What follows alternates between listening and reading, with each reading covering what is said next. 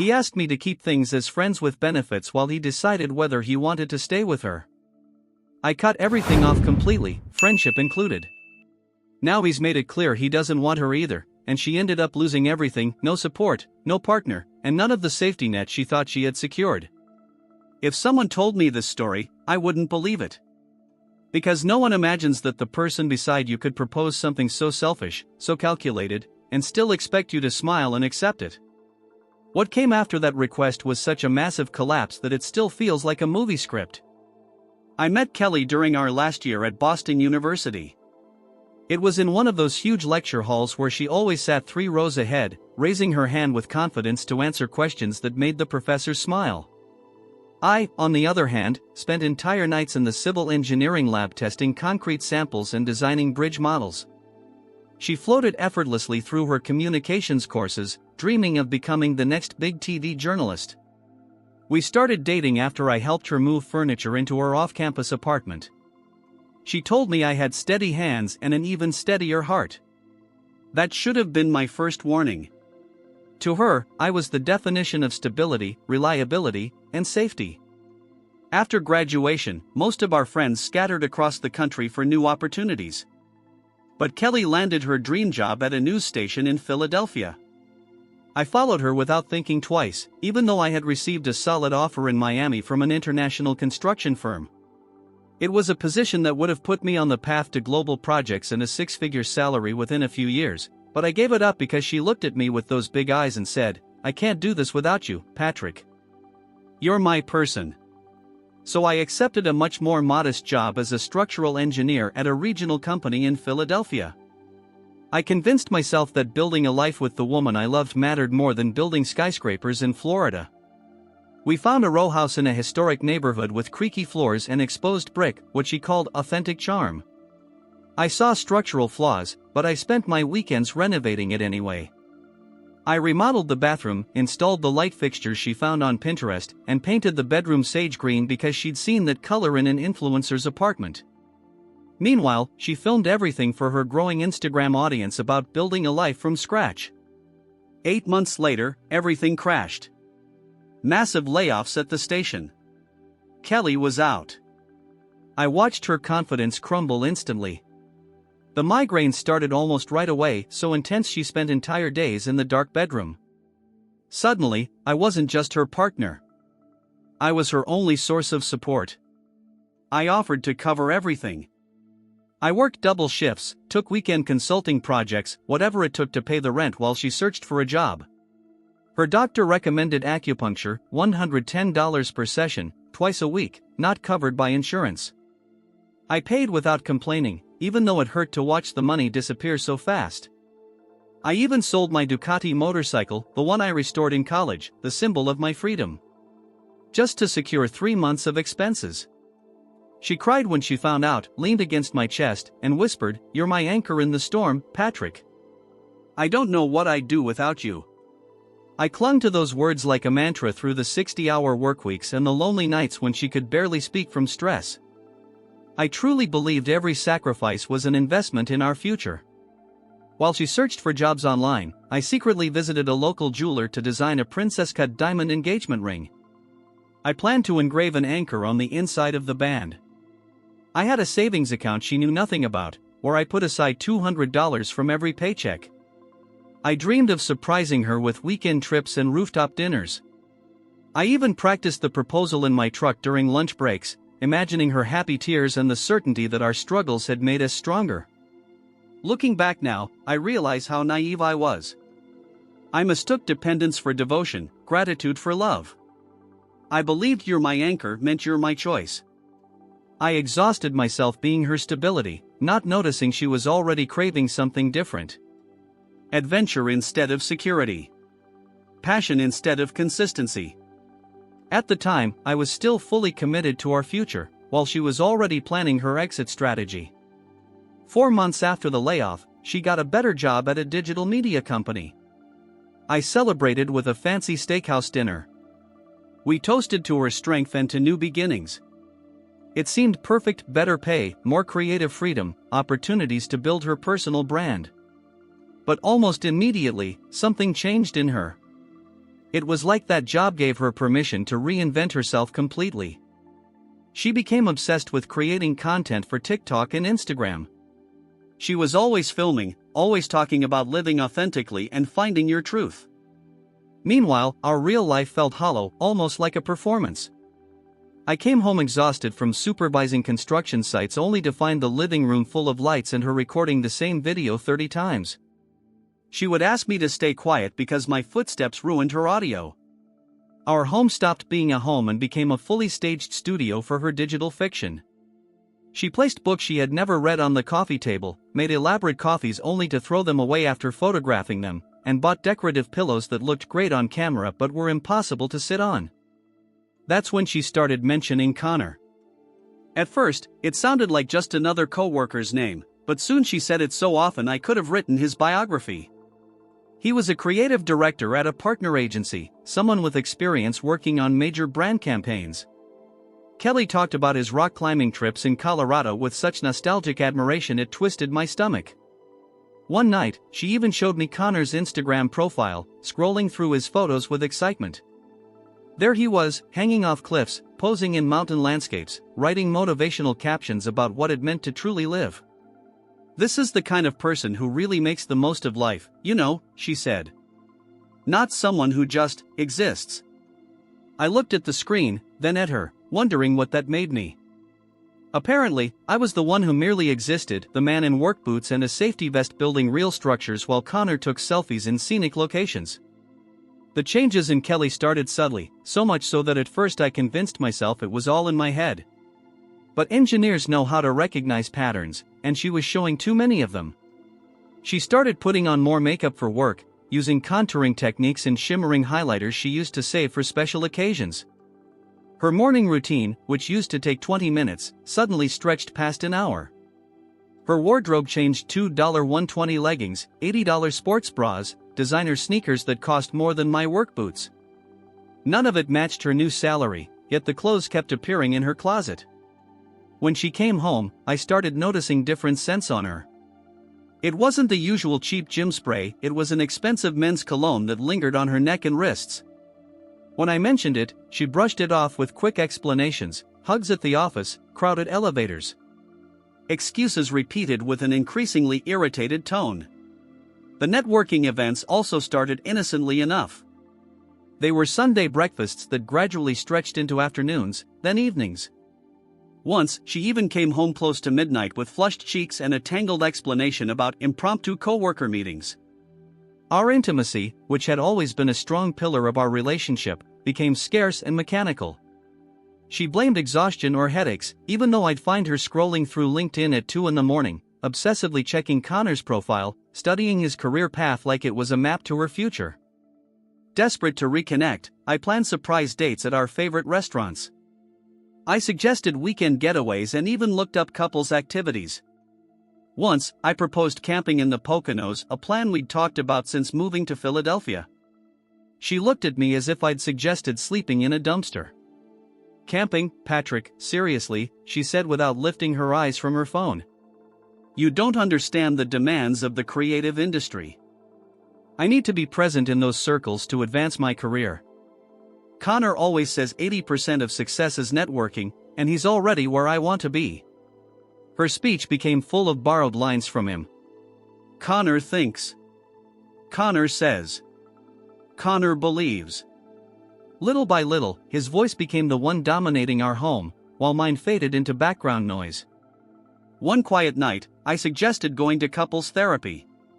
She responded with a short laugh, not cruel, but condescending, as if I had told a ridiculous joke. "We don't need therapy, Patrick. We're fine. You're just insecure because you don't understand my work world. That's how collaboration works in my industry. It's intense, immersive. Not like your engineering job with your little clock-in, clock-out hours." Her words hurt because they attacked the very things I considered my strengths: stability, commitment, consistency. To her, they were flaws. I started staying longer at the office. Part of me wanted to avoid coming home to an apartment where she was filming content or messaging Connor. Another part preferred drowning in structural calculations rather than watching my relationship collapse in real time. My co-workers noticed the change and asked if everything was okay. I answered with a forced smile, saying Kelly was busy with her new career. It wasn't a lie, though it wasn't the whole truth either. The engagement ring was still hidden in my sock drawer, next to the savings that were slowly growing. My plans for proposing faded as I watched the woman I loved turn into someone I barely recognized. The way she looked at me no longer held affection, only impatience, like I had become a burden she kept around out of obligation. The clearest blow came one afternoon. I came home early with her favorite Thai food, pad see ew with extra vegetables, and found her in our bedroom on a video call with Connor. She was laughing with her head thrown back in a way she hadn't laughed with me in months. She jolted when she saw me, hung up immediately, and claimed they were discussing an urgent project, but her flushed cheeks and defensive tone told a different story. That night, as I lay next to her in bed, her back turned to me, her fingers swiping across her phone screen, a certainty settled inside me like fresh concrete solidifying. I was losing her, and worst of all, not by accident. I was losing her to someone who embodied everything I wasn't. Spontaneous. Creative. Adventurous. I was the anchor keeping everything in place, but she didn't want stability anymore. She wanted to sail away, and Connor, apparently, was the wind in her sails. The beginning of the end came on an ordinary Tuesday. I arrived home earlier than usual, carrying another bag of Thai food and a bouquet of sunflowers just because they reminded me of her. I found her sitting at the kitchen island, laptop open, her expression stern, the same look she used during work presentations. She barely glanced at me. She didn't smile, didn't thank me for the flowers. She just said, "We need to talk. Sit down." Her tone, calculated, cold, made my stomach drop. I set the containers down with clumsy hands, already knowing whatever came next would change everything. She took a deep breath, like someone preparing to dive into icy water, and then she said, "I've been exploring a connection with Connor for the past 2 months. We've been seeing each other, and I want to give whatever might develop between us a real chance. But I don't want to lose what we have." I stared at her without blinking, trying to process words that were technically English, yet made no sense in any reality I could imagine. "What exactly are you saying, Kelly?" I asked, my voice surprisingly steady despite feeling my world tilt sideways. She reached across the kitchen island as if to take my hand, but I pulled away instinctively. A flicker of hurt crossed her face, as if I were the one rejecting her, not the other way around. "I'm telling you I've developed real feelings for Connor," she continued. "Real feelings. We've been exploring them both physically and emotionally. Those work conferences I supposedly went to in New York and Boston? I was actually in boutique hotels with him. And before you get angry, this is me being honest with you, which is more than most people would do." The coldness with which she confessed months of deliberate betrayal, as if she deserved credit for admitting it at the end, hardened something inside me. "You've been cheating on me for 2 months and you want me to congratulate you for admitting it?" I asked. She rolled her eyes, as if I were being dramatic and completely missing her point. "That's a very limited way of seeing it, Patrick. I want to officially explore what could happen with Connor, but that doesn't mean we have to end. You could still be my emotional support. We could maintain our physical connection, keep the comfort and stability we've built. It's called being progressive and honest instead of clinging to outdated monogamous expectations that don't serve anyone." Then she took out her phone, and the audacity was almost impressive in its total detachment from reality. She showed me a Google document she had created, with color-coded sections detailing the structure of our new relationship. Scheduled nights with me and others with Connor, communication guidelines, boundaries, even a section about how eventually the three of us could become friends and maybe even travel together. With numb fingers, I scrolled through the document, seeing my life reduced to a spreadsheet where I was primary emotional support and Connor was primary romantic interest, as if we were job roles to be distributed.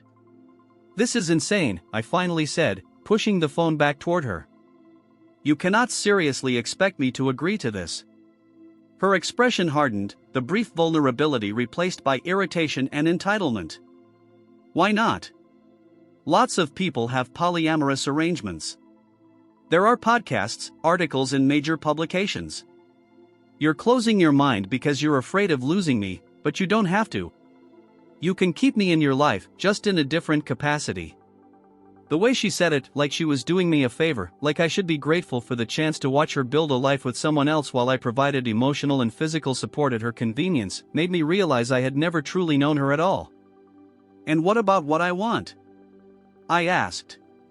She looked genuinely confused, as if my desires were irrelevant variables in her perfectly engineered equation. Don't you want me to be happy? She said. This makes me happy, Patrick. Connor makes me feel alive in ways I haven't felt in years.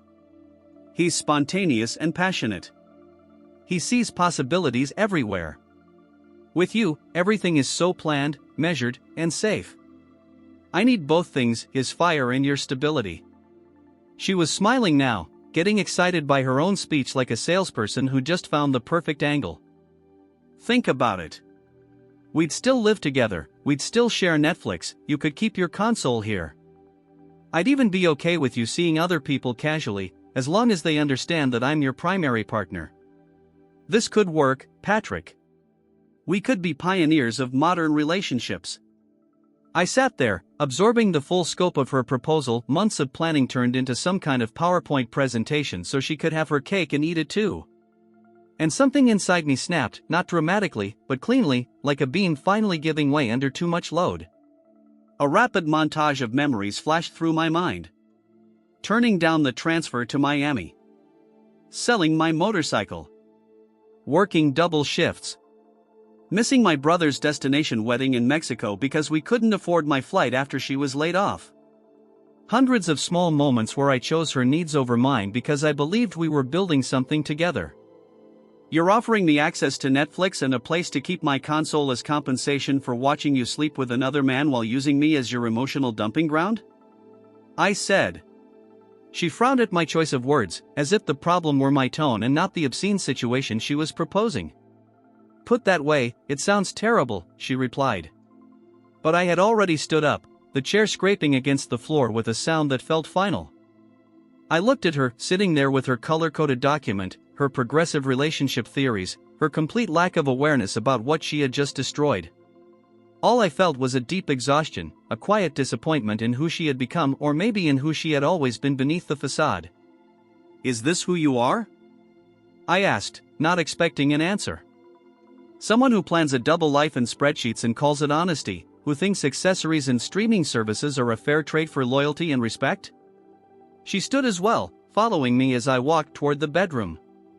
Her voice took on that pleading tone that once would have broken my resolve. Patrick, please, don't be like this.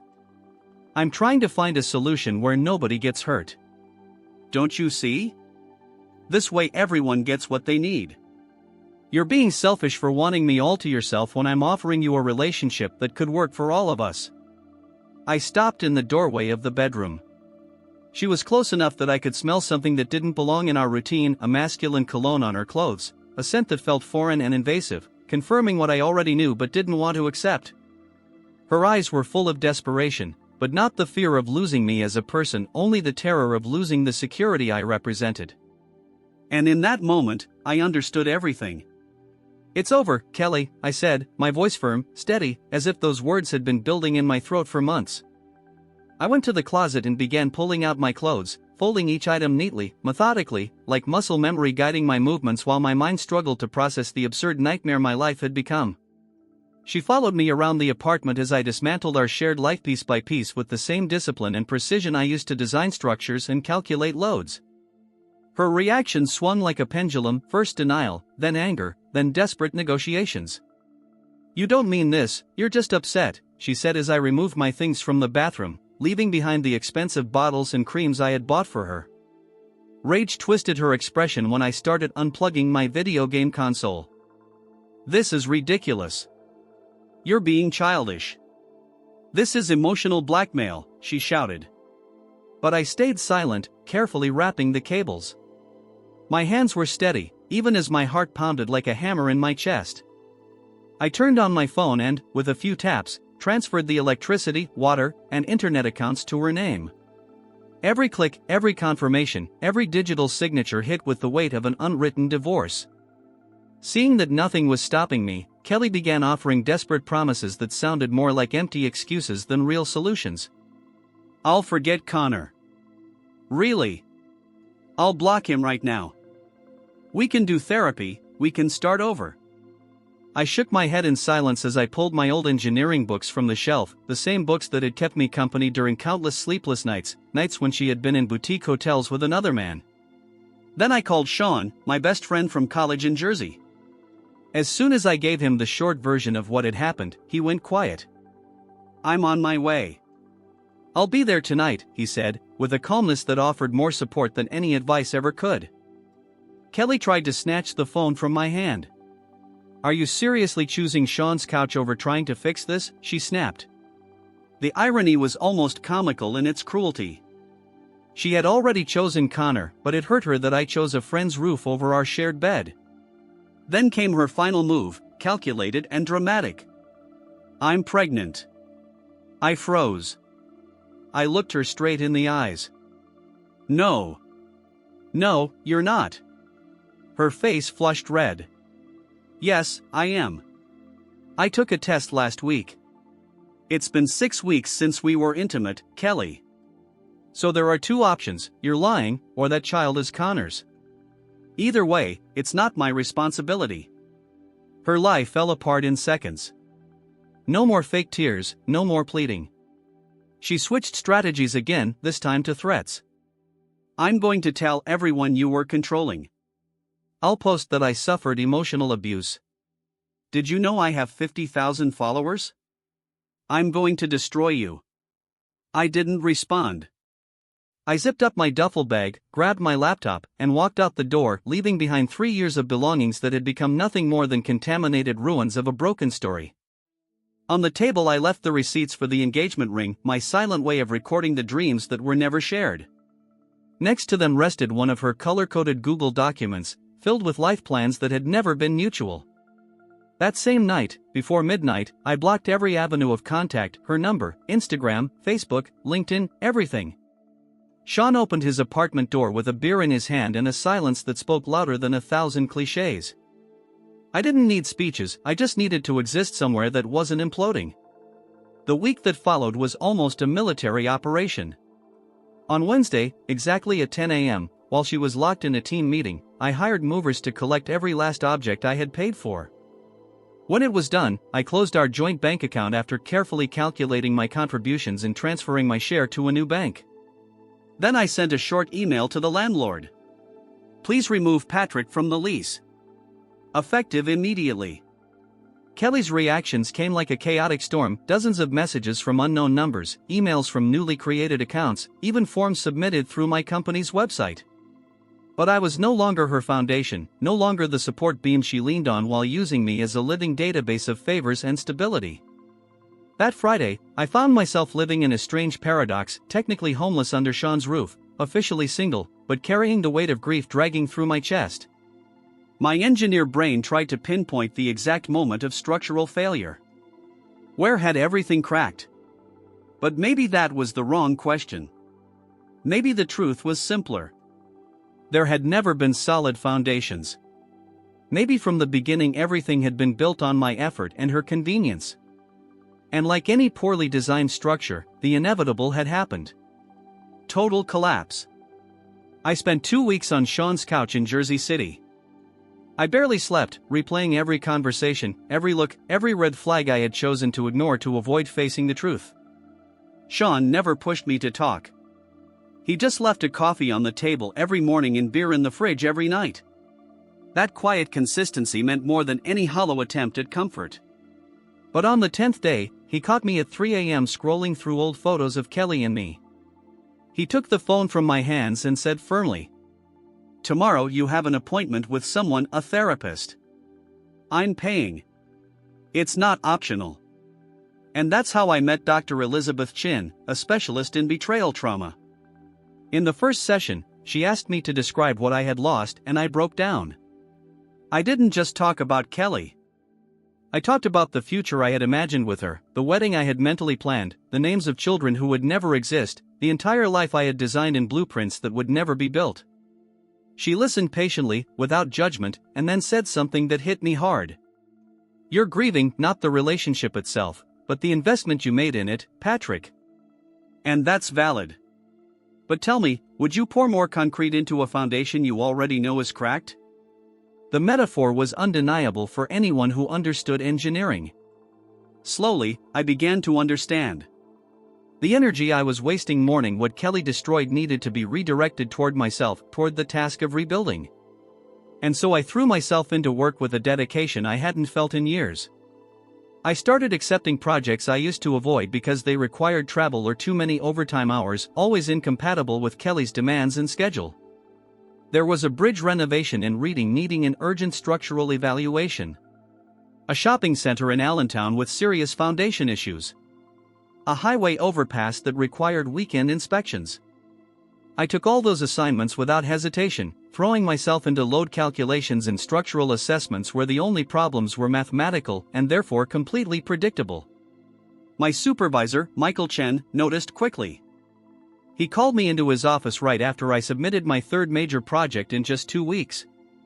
"Patrick," he said, with a mix of surprise and satisfaction, "I don't know what's going on in your personal life and I don't need to. But professionally?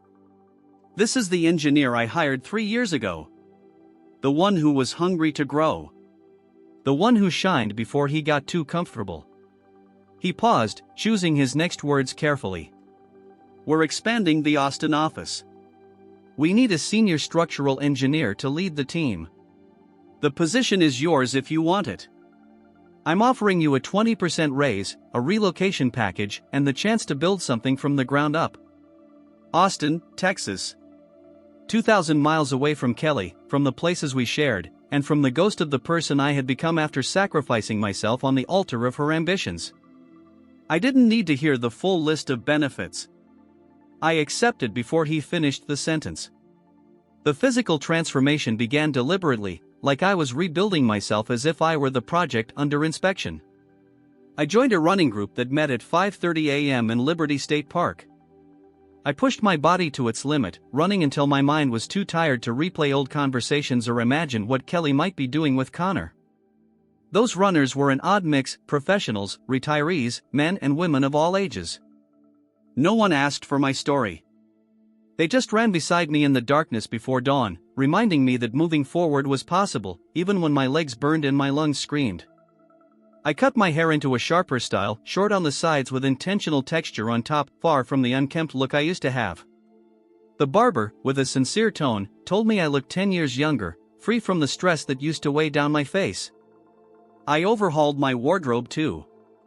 I donated every piece of clothing Kelly had influenced, those safe, neutral tones she preferred. I built a wardrobe that reflected me: structured navy and charcoal shirts, fitted jeans that looked chosen with purpose, and finally, the leather jacket I always wanted but never bought because she said it was too bold for my personality.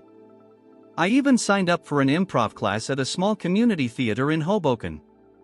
There, I learned to be spontaneous in front of strangers, to laugh at my own awkwardness, to treat uncertainty as a creative opportunity instead of a structural flaw. The group was full of eccentrics, theater lovers, and people completely comfortable with chaos. Their energy was contagious. I discovered I could be funny when I stopped chasing perfection, and that my analytical mind could also create humor if I let it play instead of forcing it to calculate. In my sessions with Dr. Elizabeth Chin, we worked deeply on how Kelly had weaponized my reliability against me, painting my consistency as boring, my planning skills as controlling, and my stability as something she was entitled to rather than something I chose to give. We also analyzed patterns from my childhood, being the oldest child of hard-working parents who depended on me while my younger siblings got to be spontaneous and carefree. I had learned too early that loving meant sacrificing, that being needed was the same as being wanted, that my value came from how useful I could be to others. "Patrick," Elizabeth said during our 6th session, "you built your entire identity around being someone else's foundation. But foundations are rarely appreciated while they're holding everything up. They only get attention when they crack. You deserve someone who values you while you're strong, not only when you're falling apart." Her words hit me like a revelation. I started to realize how I had treated so many relationships like engineering problems that needed fixing instead of partnerships that were meant to be enjoyed. Meanwhile, mutual acquaintances began reaching out with cautious questions about the breakup. My answer was always neutral. We wanted different things.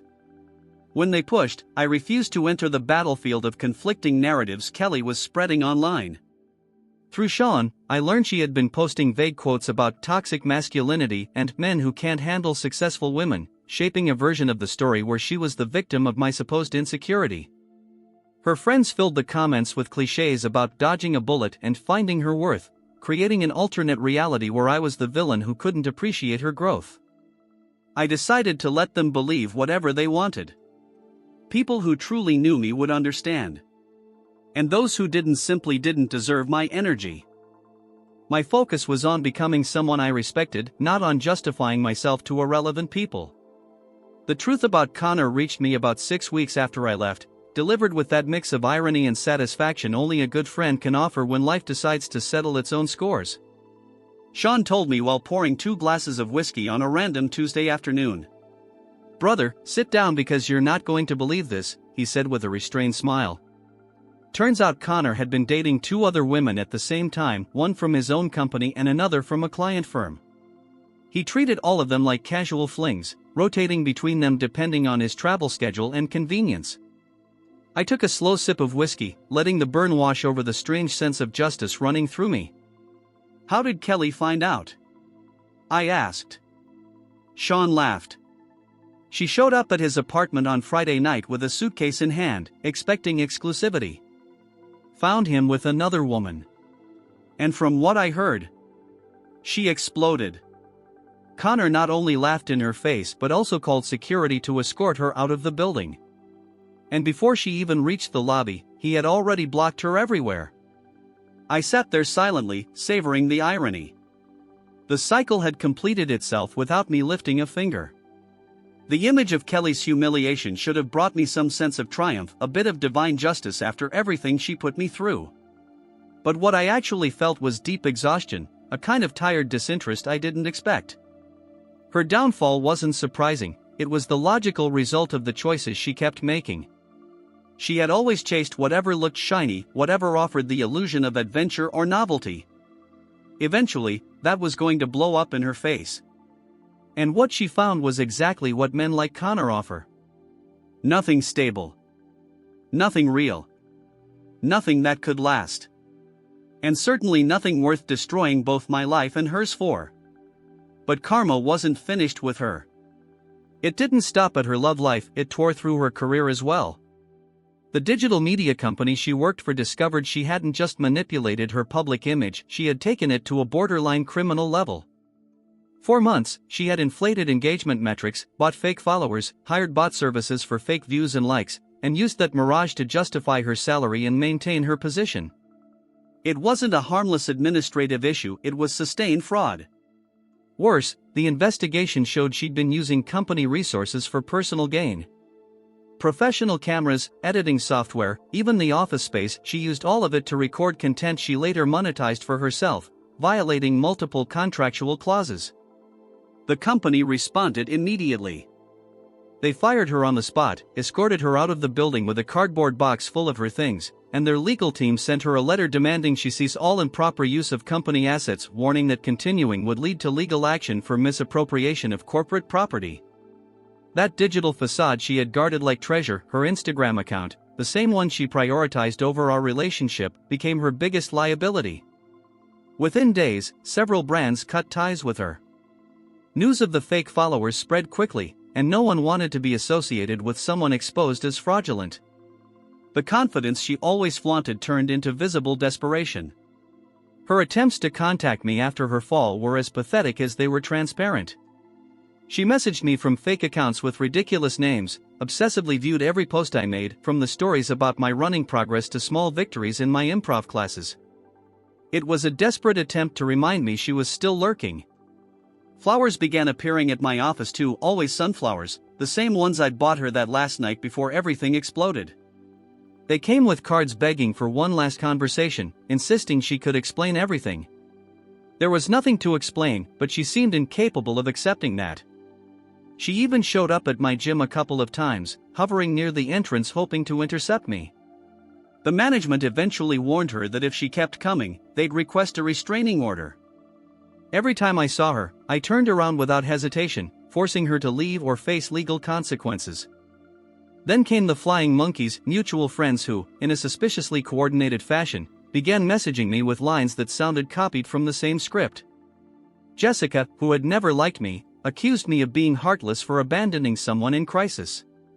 Brandon, yes, the same Brandon who once tried to flirt with Kelly at a party and whom she mocked afterward, wrote to me with moral superiority, saying that real men stand by their partners through their mistakes, not throw them away. And it didn't stop there. Even Kelly's mother left multiple voice messages, furious, accusing me of shattering her daughter's self-esteem right when she needed support the most. Conveniently, in her maternal rage, she forgot that her little girl had created a Google document detailing exactly how to cheat on me without getting caught. It was grotesque listening to her try to paint me as the villain. The most absurd, and probably the most desperate, attempt came through LinkedIn. A former co-worker of Kelly's published a long, cliché-filled essay about men who can't handle successful women, disguising their emotional weakness as so-called healthy boundaries. She didn't name me directly, but anyone who knew even a fraction of our story could identify who she was referring to. That post gathered dozens of comments from people who had no idea what had actually happened, reinforcing a narrative where I was the insecure boyfriend who sabotaged his partner's career rather than the betrayed man who had been downgraded to a mere emotional accessory. I didn't respond to any of it. Not to the flowers. Not to the fake accounts. Not to the third-party messages. Not to the public essay. Responding would have given her exactly what she wanted. Attention, drama, validation, proof that I was still trapped in her game. My silence was my strategy. My way of depriving her of the fuel she needed to keep her scandal burning. Instead of getting dragged into that spiral, I focused on my new life in Austin. I spent hours apartment hunting online, coordinating with my team, and immersing myself in the excitement of a future unburdened by my past. There, no one knew me as Kelly's ex. They knew me only as Patrick, the senior structural engineer leading a major expansion project. 8 months after the breakup, I returned to Philadelphia for Sean's engagement party, held in an elegant venue overlooking the river in Hoboken. From there, I could see the Manhattan skyline glowing over the Hudson like a promise that the best was still ahead. I arrived with colleagues from Austin, Michael and his wife, plus 2 young engineers I had personally recruited. For a moment, pride filled my chest. I had rebuilt my life from the ruins Kelly left behind, and what I had created far surpassed anything I once imagined. The promotion had been a resounding success. The Austin office was thriving under my leadership. And personally, I had begun dating Megan, a landscape architect I met through my running group. A woman who valued stability, discipline, and planning instead of belittling them like Kelly did. I was at the bar laughing with Michael about a construction site mishap when I saw her. She was on the other side of the room. Kelly looked like a shadow of her former self. She wore a dress that hung loosely from her weakened frame. Her makeup couldn't hide the dark circles, and she radiated such an intense air of desperation that it seemed to warp the space around her like heat shimmering off asphalt. She was living proof that choices have consequences and that everything she built on lies had finally collapsed on top of her. She noticed me the moment I walked in. Her face cycled through several emotions in seconds: surprise, a flicker of hope, then a cold calculation, and finally a forced sort of determination. I watched her fabricate an excuse to leave the dull conversation she was pretending to care about. She walked toward me with deliberate steps, as if she had rehearsed this moment for weeks. "Patrick," she said, her voice cracking on my name like it was the last rope she could cling to. "Can we talk?" "Just 5 minutes." "On the balcony." I glanced at Michael. He raised his eyebrows, silently asking if I was willing to hear her out. I nodded slightly and told the group I'd be right back. The balcony overlooked the river. The November air was sharp, cold enough to make her shiver in that flimsy dress. She crossed her arms over her chest as if trying to hold together the pieces of herself that were threatening to crumble. You look really good, she said, her eyes scanning me as if trying to catalog every change. The haircut, the confidence you carry now, that expensive watch. She nodded toward the gift Michael had given me when congratulating me on my promotion. She forced a polite smile. Austin seems to be treating you well. What do you want, Kelly? I asked, keeping my tone flat. Not cruel, not warm, just tired. She took a deep breath, and I could tell she was gathering the courage to deliver a speech she'd clearly rehearsed. Connor used me. It was all revenge because I rejected him years ago when he asked me out and I said no. He admitted it himself while security was escorting me out of his building. He said watching me destroy my relationship for him was his poetic justice, his way of healing his bruised ego. She let out a bitter laugh, though it sounded more like defeat than humor. I ruined everything real for a lie. I lost my job, my apartment. I'm living with my parents again in Connecticut, working at Target to pay off credit card debt. I have nothing left, except this moment. This one chance to tell you that you were right about everything. Silence stretched between us. I watched the tears roll down her cheeks, dark streaks of mascara she didn't even bother to wipe away. Saying I'm sorry isn't enough, she continued, her voice completely broken. I was selfish. Stupid. I took you for granted. You offered me stability in love and dedication, and I mistook that for boredom because I was too immature to understand the difference between excitement and real love. Connor made me feel adrenaline, but with you I had security. And I was too blind to see which one actually mattered. Then she dropped to her knees right there on the balcony, clutching my hands with cold, trembling fingers. Please, Patrick, give me another chance. I won't fail you again. I'll spend every day proving I've changed. I'll sign whatever you want. I'll go to whatever therapy you decide. I'll be the partner you deserved from the beginning. I looked down at her kneeling in that ill-fitting dress, makeup smeared, desperation carved into her features. All I felt was discomfort at the public scene and a distant compassion for what she had become. I gently pulled my hands away and stepped back. Kelly, you wanted the benefits without the responsibility. I chose not to give you either. That decision gave me back my self-respect. Her face crumpled. The hope in her eyes died in seconds. That's it? After everything we were, everything we could still be? What we were was me sacrificing while you only took. What you could have now is the lesson in all this, so you can become someone worthy of a real relationship. But that person won't be me. I turned toward the door. Before walking inside, I added. And just so you're clear, you didn't trade stability for excitement. You traded someone who loved you for someone who only used you. That's not the same thing. I left her there, collapsing against the railing, her sobs echoing over the Manhattan skyline. I walked back into the party, toward my colleagues and my new life, without looking back. Michael handed me a drink and murmured, "Everything okay?" "Yeah," I said. Now I know I really am. Months later, my life looked completely different. Austin didn't just offer me a fresh start, it gave me a future I was building with my own hands. I'd been promoted again, this time to regional director. My relationship with Megan had gotten serious, we were talking about buying a house together. Meanwhile, Kelly's traces had faded into vague social media posts about narcissists and painful lessons. According to Sean, she was still living with her parents, working retail, and her dreams of journalism and internet fame had been buried under the weight of the choices she made, choosing superficial sparkle over substance, fireworks over real commitment. She never contacted me again after that night on the balcony. And as months passed, I realized I had no reason to think about her either. What once felt like an open wound closed without leaving a visible scar, because the life I built afterward became the best answer to everything she tried to take from me. In Austin, each week brought something new, a project bigger than the last, a team that trusted me, a city that felt like home faster than I expected. The promotion to regional director wasn't just a title.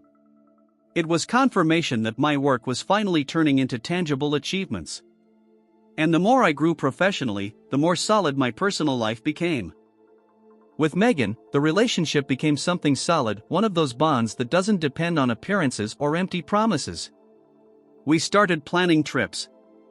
We talked about investing in a house and even building a family in the near future. She saw my consistency and discipline as strengths, not flaws. As the foundation we could build a life on, not as obstacles to her freedom. That difference meant everything. Sean told me that Kelly was still stuck in the same place, living with her parents, working a temporary job, posting on social media in ways that felt more like indirect messages than genuine reflections. For me, all of that became irrelevant. There was no hate, no resentment, just absolute indifference.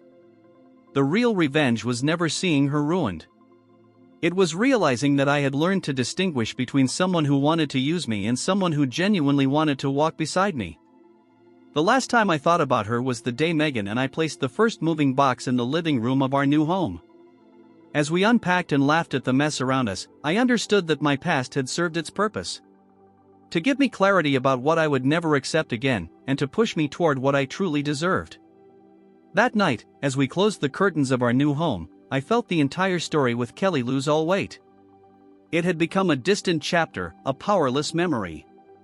And instead of bitterness, only one feeling remained: gratitude. Because through her betrayal, I discovered the life I really wanted. And the person who actually made sense to share it with.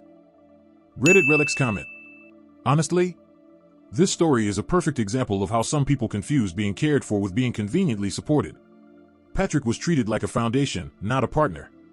And the moment he chose himself, everything she built on lies came crashing down.